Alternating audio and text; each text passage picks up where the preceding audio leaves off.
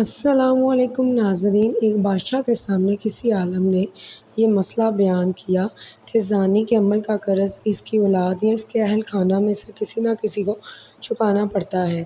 اس بادشاہ نے سوچا کہ میں اس کا تجربہ کرتا ہوں۔ اس کی بیٹی حسن و جمال میں بے مثال تھی۔ اس نے شہزادی کو بلا کر کہا کہ عام سادہ کپڑا پہن کر اکیلی بازار میں جاؤ، اپنے چہرے کو کھلا رکھو اور لوگ تمہارے ساتھ جو معاملہ کریں وہ ہو بہو آ کر مجھے بتاؤ۔ شہزادی نے بازار کا چکر لگایا، مگر جو غیر محرم شخص اس کی طرف دیکھتا وہ شرم و حیا سے نگاہیں جھکا لیتا۔ کسی مرد نے اس شہزادی کے حسن و جمال کی طرف دھیان ہی نہیں دیا۔ سارے شہر کا چکر لگا کر جب شہزادی اپنے محل میں داخل ہونے لگی تو راہداری میں کسی ملازم نے محل کی خادمہ سمجھ کر روکا، گلے لگایا، بوسہ لیا اور بھاگ گیا۔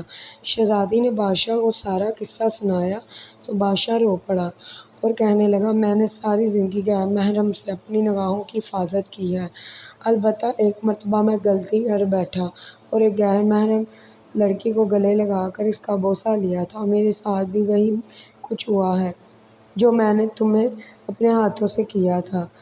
ہمیں اس واقعے سے عبرت حاصل کرنا چاہیے، ایسا نہ ہو کہ ہماری کوتاہی کا بدلہ ہماری اولادیں چکاتی پھریں۔